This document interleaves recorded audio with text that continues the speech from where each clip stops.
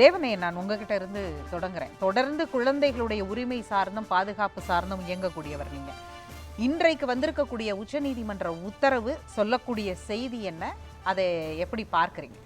அதாவது உலகத்தில் எளிதில் நாசமாக்கப்படும் சூறையாடப்படும் பட்டியலில் முதல் இடத்தில் இருப்பவர் குழந்தை. எதாக இருந்தாலும் சரி, எந்த விதமான வன்முறை நடந்தாலும் இருக்குது, அது எல்லாத்துக்கான விஷயம். அதனுடைய வன்முறையினுடைய வடிவத்தை இப்படி நடந்திருக்கு அப்படிங்கிற ஒரு வன்முறையினுடைய வடிவத்தை, அதாவது பாலியல் வன்முறைங்கிற வன்முறையினுடைய அந்த ரொம்ப எவ்வளோ மோசமாக இருக்குது அப்படிங்கிறதுக்கான ஒரு வெளிப்பாடு தான் இந்த தீர்ப்பு. நாங்கள் இங்கே சென்னை உயர்நீதிமன்றத்தில் வரும்போது எங்களை போன்ற குழந்தை உரிமை செயற்பாட்டாளர்கள் ரொம்ப கோவப்பட்டு ஆவேசப்பட்டு இவ்வளவு மோசமான விஷயங்கள் இருக்குது. ஏன்னா அவர்கள் குரலற்றவர்கள், ஆற்றலற்றவர்கள், சக்தியற்றவர்கள், எளிதில் நாசமாக்கி விடலாம், எளிதில் சூறையாடி விடலாம்ங்கிற அந்த இனத்தை இந்த மாதிரி தீர்ப்பு வரும்போது மேலும் எளிமையாக வன்முறையாக்கி சூறையாடி விடலாம். ஏன்னா இன்றைக்கி குரலற்றவர்களின் குரல் தான் அந்த குரல். அப்போ அந்த குரலை நசுக்கி விடலாங்கிறது எளிமையான விஷயமாகிடும். அப்போ இந்த தீர்ப்பு ஒரு மிக கொடூரமான தவறான முன்னுதாரணத்தை கொடுத்து விடும் அப்படிங்கிறத அப்போ இருந்தே நாங்கள் பேசிகிட்டு இருந்தோம். ஆனால் இன்றைக்கி உச்சநீதிமன்றம் இது தலையிட்டு ஒரு தெளிவான விஷயத்தை கொடுத்துருக்கு. அதாவது இந்த சைல்டு செக்ஷுவல் அபியூஸ் அப்படின்னு பார்க்கும்போது, இது சைல்டு செக்ஷுவல் அபியூஸ் 2007 தான் முதலாக ஒன்றிய அரசு ஒரு ஆய்வு மேற்கொள்ளுது. அதான் 3 இல் 2 குழந்தைகள் பாலியல் வன்முறை செய்யப்படுகிறார்கள் அப்படிங்கிறது. அப்போல்லாம் போக்சோ சட்டம் நல்லா வரல. போக்சோ சட்டம் அதனுடைய அடிப்படையில் 2012 தான் வருது. 2012 போக்சோ சட்டம் வரும்பொழுது இந்த மாதிரி சோசியல் மீடியாக்கெல்லாம் வரல. அது ஓப்பன் எண்டடாக இருக்குது. இந்த கனெக்ட் பார்க்கணும். ஏன்னா அதாவது எந்த இடத்திலிருந்து அந்த பிரச்சனையை பார்க்குறோம். நான் ஒரு அடல்ட் பக்கத்திலிருந்து பிரச்சனையை பார்க்குறேன், குழந்தைய பக்கத்திலிருந்து பார்க்குறேன்னா பார்த்தா இது ஒரு அடல்ட், இப்போ ஒரு பெரியவர்கள் பார்வையில் குழந்தையை பார்க்குறேன். ஒரு குழந்தையை குழந்தையாக பார்க்குறாங்க. ஒரு குழந்தமே இருக்கான். ஒரு குழந்தமை அழிக்கப்பட்டால் திரும்ப கிடைக்க முடியாத அந்த இடத்துல பார்த்தாங்கன்னா இது பெரியவர்கள் இருந்து தான் பார்த்துருக்காங்க. இந்த தீர்ப்பு பெரியவர்கள் இப்படி பண்ணிட்டாங்க. அதாவது ஒரு சட்டத்தை எங்களை போன்ற ஒரு உரிமை பார்வையில் பார்க்கும்போது சட்டத்தை ஒரு உரிமை பார்வையில் பார்க்கணும். அதை தாண்டி ஒரு சட்டத்தை வெறும் ஒரு நாலேஜ் பேஸ்டாக பார்க்கக்கூடாது, அறிவு சார்ந்து ஒரு இதயம் சார்ந்து பார்க்கணும். ஏன்னா அவர்கள் எளிதில் நாசமாகக்கூடிய, எளிதில் வன்முறைக்குட்பட்ட, எளிதில் விக்டிமைஸ் ஆகிற சமூகத்திலிருந்து பார்க்கணும். அப்போ அப்படி வழக்கு வரும்பொழுது அதை எப்படி பார்க்குறாங்க அப்படின்னா, அதாவது ஒரு ஆபாச, அதாவது மகிழா கோர்ட் மகிழா நீதிமன்றம் திருவள்ளூர் கோர்ட்டோடைய வருது மேல்முறையீடு வரும்பொழுது எப்படி பார்க்குறாங்க அப்படின்னா, இது அந்த போக்சோல இது மாதிரி பார்ப்பது இல்ல. பார்வையாளர்களுக்கு எந்த வழக்கில இருந்து இங்க ஒரு இளைஞர் ஒரு குழந்தைகள் ஈடுபடுத்தப்பட்ட ஒரு பாலியல் வன்முறை வீடியோவை டவுன்லோட் பண்ணி பார்க்கறாரு. அது சம்பந்தமா ஒரு புகார் வருது.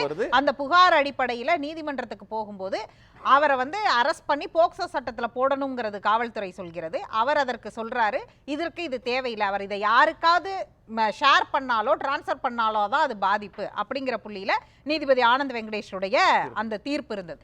இது மேல்முறையீட்டுக்கு இதுதான் சாராம்சம். இந்த சாராம்சத்துக்குள்ள இப்ப இன்னைக்கு நீதிபதிகள் சொல்லக்கூடிய விஷயங்கள் என்ன? இன்னைக்கு நீதிபதி போக்சோ சட்டத்தின்படி அவங்க என்ன சொல்றாங்க, பார்த்தா குற்றம் இல்ல, அதனால டவுன்லோட் பண்ணி அது ஷேர் பண்ணாதான். நான் கேட்கிறேன், நீங்க டெக்னாலஜிக்கல் வைஸா எப்படி டவுன்லோட் பண்ணாம எப்படி பார்ப்பாங்க? ஒன்று செல்குள்ள வருது, டவுன்லோட் பண்ண அவங்க என்ன சொல்றாங்க, ஆன்லைன்ல போயிடுச்சுன்னா அப்படியே பார்க்கலாம். ஆனா டவுன்லோட் பண்ணதுங்கிறது விஷயங்கள் இருக்கு. ஆனா இந்த தீர்ப்பை பத்தி சொல்லும் பொழுது இந்த தீர்ப்பு எப்படி மோசமான தீர்ப்பு அப்படின்னு உச்சநீதிமன்ற வார்த்தையில சொல்லிடுறேன், என்னோட வார்த்தையில.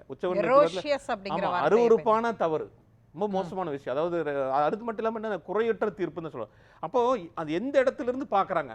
அப்ப அதாவது ஒரு மிக மிக மிக முக்கியமான சட்டம், அதாவது அந்த போக்சோ சட்டம் சாதாரண சட்டம் இல்லை. அதாவது குழந்தைகளுக்கான பாலியல் வன்முறை தடுப்பு சட்டம். பாலியல் வன்முறைங்கிற பொது புத்தியில் எப்படி இருக்குன்னா, கடுமையான உடல் உறவு கொள்றதுதான் சட்டம் அல்ல. படத்தை காட்டுவது, முன்னாடி ட்ரெஸ் இல்லாமல் நிற்கிறது, அல்லது அந்த படங்களை காட்டுவது எல்லாமே இருக்கு. அப்படி விரிவாக சொன்ன சட்டத்தில் போய் அந்த சட்டத்தில் ஒரு இடத்துல மட்டும் போய் பகிர்தல் மட்டும் அப்படி சொல்றது ஏற்றுக்கொள்ளவே முடியாது. இது என்ன ஆயிடுன்னா, ஒரு தவறான முன்னுதாரணங்கள் கொடுத்துரும், பல்வேறு விதமான முன்னுதாரணங்கள் கொடுத்துரும் நாளைக்கு. ஏன்னா இன்னைக்கு குழந்தைகளோட அபியூஸை முன்னாடி 4 விதமாக சொல்லுவாங்க. உடல் ரீதியான வன்முறை, பிசிக்கல் அபியூஸ், எமோஷனல் அபியூஸ், அதாவது மன ரீதியான வன்முறை. 3வது செக்ஷுவல் அபியூஸ், பாலியல் ரீதியான வன்முறை. 4வது நெக்லெக்ட், அதாவது சாதி ரீதியாக, மத ரீதியாக. 5வது டெக்னாலஜிக்கல் அபியூஸ். இந்த 5 அபியூஸ் தான் இப்போ அதுக்கு 5வது அபியூஸ் கூடி இருக்கு. இப்போ 5வது அபியூஸ் பார்த்தீங்கன்னா, இந்த போன அந்த அவர் ஆனந்த் வெங்கடேஸ்வருடைய தீர்ப்பில், அவரோட தீர்ப்பில் அந்த தீர்ப்பில் அவர் என்ன சொல்றாருன்னா, அதாவது 9-10 பசங்கள்ல 9 பசங்க ப்ரோனோகிராஃபியை 18 வயசுக்கு முன்னாடி தெரிஞ்சு கொள்கிறார்கள். 10 கேர்ள்ஸ் 6 பேர் முன்னாடி தெரிஞ்சுக்கிறாங்க 18 வயசுக்கு முன்னாடி. அதாவது ஆவரேஜ் ஒரு first exposure to pornography 12 years old. இப்படி இவ்வளவு விஷயங்களை பற்றி பேசுற அந்த நீதிபதி பின்னாடி அப்படி கொடுக்கறதுக்கான காரணம் என்ன? அப்ப இவ்வளவு வன்முறைக்குட்பட்ட சமூகமா குழந்தை இருக்கு, அது எளிதில் நாசமாக்கப்படுகிற வன்முறையாக்கப்பட்டு இருக்கிற சமூகத்தில் இருக்கிற குழந்தைக்கு வரும்போது பின்னாடி இப்படியே மாறுறாங்க அப்படின்னா, அங்கதான் இது வந்து ஒரு சைல்ட் சென்ட்ரிக்காக இல்ல, குழந்தையை மையப்படுத்தியதா இல்ல, இது ஒரு பெரியவர்களை மையப்படுத்தியதா இருக்கு. அப்ப பெரியவர்களை மையப்படுத்திய போனா அந்த அந்த அந்த குரலுக்கு போகும்போது உள்ள இதெல்லாம் போய் பார்க்கும்போது எல்லா விஷயம் பேசியிருக்காரு அவர் ஆனந்த வெங்கடேஷோடைய ஜட்ஜ்மெண்ட்ல. ஆனால் இதுல வந்து உச்சநீதிமன்றம் இன்னும் கொஞ்சம் மேல ஓக்கி போய் இன்னைக்கு காலகட்டத்தில் இன்னைக்கு காலையில எழுந்திரிச்சு பல்லு தேய்க்கிறோமே இல்ல செல்லு தேய்க்கிறோம், இன்னைக்கு அந்த அளவுக்கு செல்போன் வந்துருச்சு, 6வது விரலா செல்போன் வந்துருச்சு. அப்ப இந்த காலகட்டத்தில் செல்போனுக்கு அதிகமான அடிமையாகி கொண்டிருக்கிறார்கள். அதுல வந்து நீங்க நிறைய புது புது வார்த்தைகளை பயன்படுத்துறாங்க. இந்த இந்த உச்சநீதிமன்ற தீர்ப்புங்கிறது மிகப்பெரிய படிப்பினைகளையும் பாடங்களையும் கொடுத்துருக்கும். எனக்கான கேள்வி என்ன, இந்த படிப்பினைகளையும் பாடங்களையும் இதுக்கு முன்னாடி நிறைய விஷயங்கள் கொடுத்துருக்கு.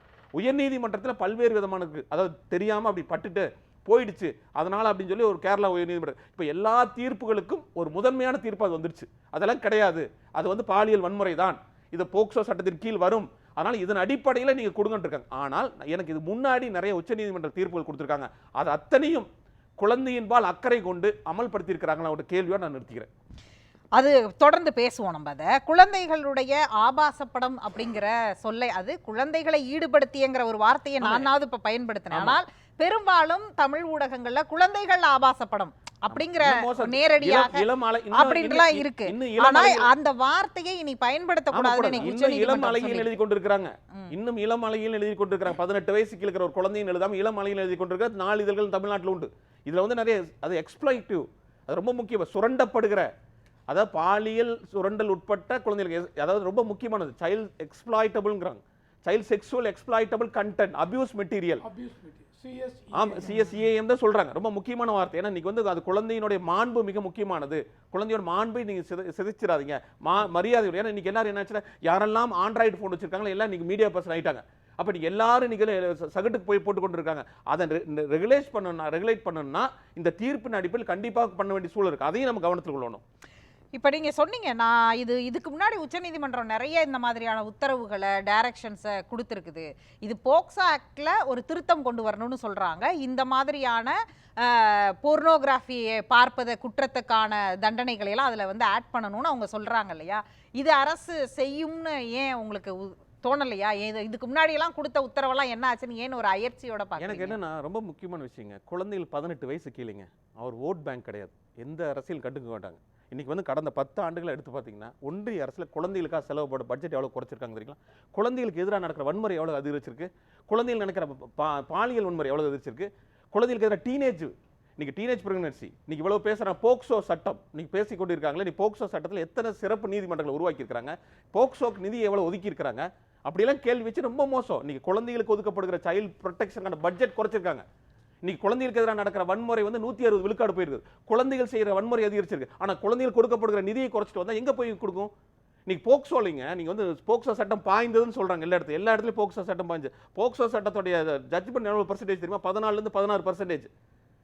என்ன மோசமான விஷயம், எந்த நம்பிக்கை இருக்கு? அப்ப இந்த கேள்விகள் வரும்பொழுது தான் இதுக்கு முன்னாடி சொல்லியிருக்காங்க, நீங்க ரெக்ரெசிவா பண்ணுங்க, போக்சோல நிறைய விஷயங்கள் பண்ணுங்க. ஏன்னா இந்த ஜட்ஜ்மெண்ட் உள்ள போய் படிச்சு பார்த்தா முன்னாடியே வந்து குழந்தைகளுக்கான பாலியல் நீதிக்கான கொண்டு வாங்க, இதுக்கான கைட்லைன்ஸ் கொண்டு வாங்க, பாடத்துல கொண்டு வாங்க. அடே நீங்க நடந்து முடிஞ்சதுக்கு அப்புறம் பார்க்காதீங்க, நடக்காமல் இருக்கிறதுக்கான வேலை செய்யுங்க. ஒரு குழந்தை மீது பாலியல் வன்முறை நடந்துச்சுன்னா திருப்பி கொடுக்க முடியாது, நீங்க போய் நடந்ததுக்கு அப்புறம் போஸ்ட்மார்ட்டம் பண்றதா உங்களோட வேலை. நடக்காமல் இருக்கிற வேலை செய்யுங்க, அதற்கான முன்னெடுப்புகள் எடுங்க, அது ஒரு கலாச்சாரமாக்குங்க, ஒரு பண்பாடமாக்குங்க, அதற்கான படிப்பணிகளை கொடுங்க, பள்ளிக்கூடத்தில் கொண்டு வாங்க, சமூகத்தில் கொண்டு வாங்க, இருக்கிற கட்டமைப்புகளை வலுப்படுத்துங்க. அப்படி எல்லா தீர்ப்புகள் இருக்கு நிறைய. இன்னைக்கு வந்து ஒரு சைல்ட் ஹெல்ப்லைன், ஒரு ஹெல்ப்லைன் இருக்கு 1098. நீங்க முன்னாடி வந்து போன ஒரு 3 ஆண்டுகளுக்கு முன்னாடி வந்து ஒரு சமூக அமைப்புகள்லாம் சேர்ந்தாங்க. இப்ப திடீர்னு ஒரு நாள் என்ன பண்ணிட்டாங்க, ஒன்றிய அரசு என்ன பண்ணிட்டாங்க, நேரம் மாநில அரசு பண்ணிட்டு என்ன பண்ணிட்டாங்க, பட்ஜெட் 50% குறை பண்ணிட்டு தமிழ்நாட்டில் 568 பேர் வேலை செஞ்ச இடத்துல 260 பேர் வேலை செய்ய விட்டாங்க. நாளைக்கு என்ன கெட்ட பேர் ஆயிடும்? நீங்க ஒரு சைல்டு பிடிக்கல அப்படின்னா தமிழ்நாடு அரசு செஞ்ச குற்றமாயிடும். ஆனா உண்மையா என்ன, ஒன்றிய அரசு கொடுக்க வேண்டிய நிதியை குறைச்சிட்டாங்க. அப்ப இந்த பார்வை வந்து ஒரு குழந்தைகளுக்கான பார்வை இருக்கா? ஒரு பொலிட்டிக்கல் 998 தான் எல்லா இடத்துலயும் விளம்பரப்படுத்துகிறது.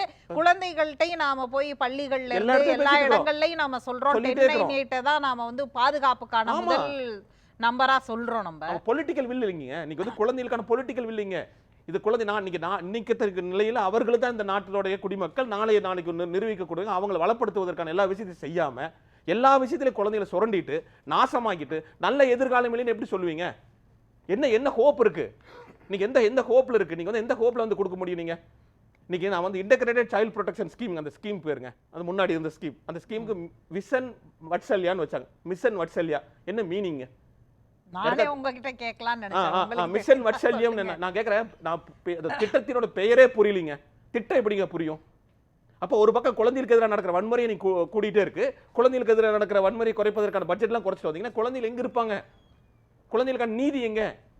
குழந்தை சில்ட்ரனுக்கான ஜஸ்டிஸ் எங்க? இந்த கேள்வி தான் வருது நமக்கு. என்ன இந்த ஒவ்வொரு தீர்ப்புகளும் நிறைய பாடங்களை கொடுக்குது, படிப்பணிகள் கொடுக்குது, நாம நடைமுறைப்படுத்துகிறோமா? ஏன்னா இன்னைக்கு வந்து போக்சோ நீதிமன்றம் எல்லா இடத்துலையும் உருவாக்குன்னு சொல்றாங்க. எல்லா இடத்துலையும் எங்க? எல்லா இடத்துலையும் இருக்கு. இப்போ நீங்கள் தமிழ்நாடு போன்ற மாநிலங்களில் நீங்கள் போக்சோ கேசஸ் வந்து அதிகரிச்சிருக்கு, ரிப்போர்ட்டிங் அதிகரிச்சிருக்கு. நிறைய பேர் வந்து நம்ம வீட்டை விட்டு என்னோட குழந்தைக்கு ஏற்பட்டிருக்குன்னு ஒரு காவல் நிலையத்திலேருந்து வழக்கு பதிச்சு ஒரு பாசிட்டிவான விஷயம். இது எனக்கு சொல்லுங்க. அதாவது பொதுவாக இப்போ நீங்கள் குறிப்பிட்டீங்க தமிழ்நாட்டில் ஒரு அவேர்னஸ் இருக்குது, இங்கே நீதிமன்றங்களுடைய எண்ணிக்கை, இங்கே வந்து அதாவது குழந்தைகள் மீதான வன்முறை குற்றங்களை பதிவு பண்ணுற எண்ணிக்கை அதிகரிக்கும். இது ஒரு ப்ராப்பர் சென்டென்ஸ் ரிப்போர்ட் ஆயிருக்குங்கிறது. ஆனால் இந்த டேட்டாவை வச்சு தானே இங்கே பேசப்படுது இது வந்து குழந்தை வன்முறை அதிகம் நடக்கிற மாநிலம், அப்படிதானே அது பாக்குறாங்க. இது ரெண்டுக்குமான இந்த வேறுபாடுன்னு ஒரு பார்வை இருக்கு. கண்டிப்பா அதை பொறுத்தவரைக்கும் நம்ம போன்ற அரசுல தமிழ்நாடு போன்ற ஒரு முற்போக்கான மாநிலங்கள்ல ரிப்போர்ட்டிங் என்னோட நடந்திருக்கு, எனக்கு ஏற்பட்டது மித்த குழந்தைக்கு ஏற்பட்டது, வீட்டெல்லாம் தாண்டி இந்த சமூக கட்டமைப்பு சமூக பஞ்சாயத்தெல்லாம் தாண்டி காவல் நிலையத்தில் வழக்கு பதிவு அதிகரிச்சு. இதுவே நீங்க எடுத்து பிற மாநிலம் எடுத்தீங்கன்னு வச்சுக்கோங்க, அது வரவே முடியாதுங்க. காவல் நிலையத்தில் அங்கே வர்றதுக்கான வாய்ப்பு இல்லை. நம்ம ஒரு சில ஆய்வுகள் என்ன சொல்லுது அப்படின்னா வந்துங்க 3இல் 2 குழந்தைகள் சொல்றாங்களா 2007 இப்போ அதோட அதிகரிச்சிருக்குறாங்க. அதிகரிச்சிருக்காங்க. என்சிஆர்பி டேட்டாவோட கம்பேர் பண்ணும்போது பார்த்தீங்கன்னா இது மாதிரி வட மாநிலங்கள் இது அதிகரிச்சிருக்கு. ஏன்னா அங்கே வர்றது ரிப்போர்ட்டிங் வரல. எதுக்கு? நம்ம போனோம்னா அங்கே வந்து நடந்துரும், ஐயோ வந்து மீடியாவில் கொடுத்துருவாங்க, வெளியே வந்து நம்ம குழந்தைக்கு வந்து திருமணம் நடக்காது, இப்படிங்கிற அடிப்படையில் நிறைய 10ஆம் வயசுல தருவாங்க. இப்போ நம்ம மாதிரியான இடங்களில் வளப்படுத்தி சண்டை போட்டு 16 மாவட்டங்களில் ஸ்பெஷல் கோர்ட் வந்து சில்ட்ரன் கொண்டு வந்துட்டோம். இதுல குழந்தைகளை ஈடுபடுத்துறதுக்குன்னு ஒரு பெரிய ராக்கெட்டிங் இருக்கு. நீங்க அதுல எல்லாம் ஒர்க் பண்ணிருக்கீங்க நிறைய. அதை கட்டுப்படுத்துவதற்காக இதெல்லாம் வந்து அதுக்கப்புறம் வந்ததுக்கு அப்புறம் போக்சோ ஆக்டோட அமெண்ட்மெண்ட் எல்லாம் இது அடுத்தது. நீங்க சொல்றது மாதிரி பாதுகாப்பு ப்ரிவென்ஷனுக்கு அப்புறம் நடக்க வேண்டியது. ப்ரிவென்ஷன்ல அந்த ராக்கெட்டிங்கை கட் பண்றதுக்கு என்ன அரசு செஞ்சிருக்கு? என்னை பொறுத்த வரைக்கும் என்னன்னாங்க, அதாவது இந்த வாய்மொழியில் நிறைய விஷயங்கள் நடக்குது. இப்போ வந்து என்னன்னா அந்த திட்டம் பேட்டி பச்சோ பேட்டை பந்தோ எனக்கு பொருள் புரியல, தயவுசு எனக்கு அது மீனிங் தெரியல, நான் சொல்கிற ப்ரொனவுன்சியேஷன் கூட ரைட்டாக வராங்க எனக்கு தெரியாது, அது அப்படி சொல்கிறாங்க. ஆனால் உண்மையாலும் ஒரு சாதாரண ஒரு பாதிக்கப்பட்ட குழந்தைக்கு எவ்வளோ போயிருக்கு அப்படின்னு பார்த்தா ரொம்ப கம்மியான விஷயங்கள் தான். ஆனால் இன்றைக்கி என்னன்னாங்க, இப்போ எல்லா சிஸ்டமும் நடந்ததுக்கு அப்புறம் தான் இருக்குது. நம்ம கேட்குற நடக்காமல் இருப்பதற்கான பாடத்திட்டத்தில் மாற்றங்கள், அடுத்து வந்து சமூகத்தில் வந்து ஒரு ஆண் பெண் சமத்துவத்துக்கான விஷயத்தை பேசுறது. ஏன்னா இன்னும் பாருங்க நம்முடைய சமுதாயத்தில் வந்து பார்த்தீங்கன்னா இன்னும் வந்து ஒரு பாதிக்கப்பட்ட பெண் குழந்தைக்கு தான் போய் சொல்லி கொடுத்துருப்போம். அது அந்த குட் டச் பேட் டச் ஒரு கெட்ட வார்த்தை சொல்லிட்டு வந்துருப்போம். சேஃப் டச் அன்சேஃப் டச்னு சொல்லி தர மாட்டோம். என்னோட உரிமை யார் தொடலாம். ஏன்னா இதில் வந்து எனக்கு ரொம்ப அழகாக சொல்லியிருக்காங்க உச்சநீதிமன்றத்தில். என்ன சொல்லியிருக்காங்க, நீங்கள் வந்து இன்னும் ஒன்று பற்றி மறைச்சு பேசாத, செக்ஸ் எஜுகேஷன் பற்றி பேசு அப்படின்னு சொல்லியிருக்காங்க. நீங்கள் அதுக்கு அது புதிரமாக பேசுறதுக்காக செக்ஸ் அல்ல, அது இயல்பானது, இயற்கையானது, ஒரு கலாச்சார மாற்றத்துக்கான கொண்டு வாங்க. இல்லாட்டி நீ குழந்தைகளுக்கான விஷயத்தை பேசிட்டே இருப்பீங்க, இன்னும் எவ்வளவு நாளைக்கு பேசி இதெல்லாம் இருக்கு, உள்ள இருக்கு. நீங்க இந்த 200 பக்கத்துலங்க அந்த ஃபைண்டிங்ஸ் அண்ட் சஜஷன்ல க்ளீனா இருக்கு. இன்னும் நிறைய அதை நான் தான் சொல்றேன் திரும்ப, இதனோட படிப்பினைகள் பாடங்கள் என்ன? குழந்தைகளுக்கான பிரச்சனை பொலிட்டிக்கலா இல்லைன்னு சொல்லிட்டேன். ஏன்னா நம்ம நாட்டோட துரதிர்ஷ்டவசம் என்னன்னா 2 முக்கியமான கட்சிகள் இருக்கனால சொல்லிடுறேன் நான். இங்க ஊர்ல வந்து ஒரு குழந்தை தொழில் ஒழிப்பு முறை அப்படின்னா 14, மைனிங்னா 16. குழந்தைகளுக்கான ஒரு ஏஜ் டெஃபினிஷன்லாம் தேசம் ஒரு அவமானமா சொல்லிடுறேன். 18 வயது வரை குழந்தைகள் அப்படிங்கிறது கிடையாது, எங்கேயும் கிடையாது. யோசிச்சு பாருங்க, எங்க சட்டத்தை காட்டுங்க. மாமேதை அம்பேத்கர் 1950 வந்து கான்ஸ்டியூஷன் உருவாக்கும் போது 14 வயசு சொன்னாங்க. இப்போ 18 வயசு வரைக்கும் இன்னைக்கு இருக்க உலக அளவில் 18 எடுத்துட்டாங்க. அடுத்து இந்த குழந்தைகளுக்கான விஷயத்தில் பார்க்கும்போதுங்க நிறைய விஷயங்கள் பொலிட்டிக்கலாக பார்க்க வேண்டியிருக்கு. இந்த கடந்தில் வந்துங்க 10 ஆண்டுகளாக சைல்டு டிராஃபிக்கிங்கான பில் வந்து பார்லிமெண்ட்டில் கிடக்கு, யாருமே கண்டுக்கல. சைல்டு பட்ஜெட்டிங், குழந்தைகளுக்கான நிதி ஒதுக்கீடு பற்றியான விவாதங்கள் எதுவுமே நடக்கல. குழந்தைகளுக்கு 18 வயசு கீழே 45 விழுக்காடு இந்த தேசத்தில் இருக்கிறாங்க. அப்படி பார்த்தீங்கன்னா 130 கோடினா 45 48 கோடி குழந்தைகள் இருக்காங்க. அவங்களோட குரல் பார்லிமெண்ட்ல எழுப்பிடுச்சா? எனக்கு தமிழ்நாடு அரசுல எனக்கு என்னன்னா, இன்னைக்கு இவ்வளவு சட்டங்கள் பேசிக்கொண்டிருக்க நம்முடைய முன்னேறிய மாநிலங்களில் ஒரு உயர்நீதிமன்றத்தில் குழந்தைகளுக்காக பேசுகிற ஒரு வழக்கறிஞர், ஒரு ஏஜி, ஒரு அட்வொகேட் ஜெனரலுக்கு ஏஜி அடிஷனல் கிடையாது. வருத்தமா இருக்கு. இன்னைக்கு வந்து மாநில குழந்தைகள் பாதுகாப்பு ஆணையம் தமிழ்நாட்டில் இந்த அரசு வந்தது கிடையாது. அது உயர்நீதிமன்றத்தில் வழக்கு இருக்குன்னு சொல்றாங்க. அப்போ ஒரு குழந்தைகளே ஒரு அரசியல் பிரச்சனையா பார்க்குது. நான் அடிக்கடி சொல்றேன், குழந்தைகளை நீங்க சரியா வேலை செஞ்சீங்கன்னா, அரசியல் கட்சியில் சொல்றது, நீங்க ஒரு குழந்தைக்கு ஒழுங்கா வேலை செஞ்சீங்கன்னா உங்களுக்கு 2 ஓட்டு உறுதி, அப்பா அம்மா ஓட்டு போடுவாங்க. அப்படியா அது பாருங்க. இன்னைக்கு என்னன்னா, இன்னைக்கு குழந்தைகளுக்கான விஷயத்துல பார்க்கும்போதுங்க, இன்னைக்கு குழந்தைகளுக்கான எஜுகேஷன் சொல்றோம். இன்னைக்கு வந்து குழந்தைகளுக்கான வந்து இன்னைக்கு வந்து ஜெண்டர் ஜஸ்டிஸ் எஜுகேஷன் பத்தி பேசுறோமா, ஆன்லைன் சேஃப்டி. இன்னைக்கு வந்து நீங்க தகால் என்ன சொல்லிட்டு வந்தீங்கன்னா, செல்லே பயன்படுத்தாதீங்கன்றுவாங்க நம்ம ஆளுங்க. நம்ம அடுத்த கட்டத்துக்கு சைபர் கிரைம், சைபர் ஆக்டிவிட்டி போயிட்டு இருக்கோம். ஏஐ டெக்னாலஜி, நீ போகாத, என்ன பள்ளிக்கூடத்துக்கு போகாதன்னு சொல்லுவாங்க தெரியுங்களா, பொம்பளை பிள்ளை பள்ளிக்கூடத்துக்கு போகாத அப்படின்னு சொல்லுவாங்க. அப்படின்னு உடனே செல். நான் சொல்ல செல்போன் என்பது கத்தி போன்றது. ஒரு மருத்துவரிடம் தான் உயிரை எடுக்கும், உயிரை கொடுக்கும். மருத்துவரிடம் தான் ஒரு கொலையாளியிடம் தான் உயிரை எடுக்கும். அப்போ நம்ம எப்படி சொல்லிக் கொடுக்குறோம், அதை தயார் பண்ணுறோம். அப்போ இது வந்து ஒரு குழந்தை நேய கலாச்சாரம், ஒரு குழந்தை நேய பண்பாடு தான் மிக முக்கியமான. அப்போ அந்த சைல்ட் ஃப்ரெண்ட்லி கல்ச்சர் உருவாக்குறதுங்கிறது எல்லாத்துக்கான கடமையாளர். அதில் அரசு தான் முதல் கடமையாளர். நேராக கொண்டு வந்து பெற்றோர்கிட்ட நிறுத்தாதீங்க, அரசு தான் முதல் கடமையாளர். அதற்கான அடுக்குகள் இருக்கு. அதில் அரசாங்கத்தில் இருக்கிற கிளாஸ் ரூம் எல்லாம் ஸ்மார்ட்டாக இருக்கிறது. ஆசிரியர்கள் ஸ்மார்ட்டாக இருக்கிறார்களா? இன்னைக்கு ஆன்லைனை பற்றி ஆசிரியர்களுக்கு புரிதல் இருக்கா? அதை அந்த கொண்டு வந்துருக்கோமா? பாடத்திட்டம் ஸ்மார்ட்டாக இருக்கிறதா? அப்போ டெக்னாலஜிக்கலாக ஸ்மார்ட்டாக போயிட்டு இருக்கு. ஆட்கள் ஸ்மார்ட்டாக இருக்கிறோமா? ஆன்லைன் சேஃப்டி பற்றியான புரிதல், ஏஐ பற்றியான புரிதல் இருக்கா? அப்போ இதனால வல்லரபிலிட்டி அதிகமாக இருக்கிறது குழந்தைகள் தான். அப்போ குழந்தைகளை மையப்படுத்தி நீங்கள் பேசுங்கன்னு சொல்கிறோம்.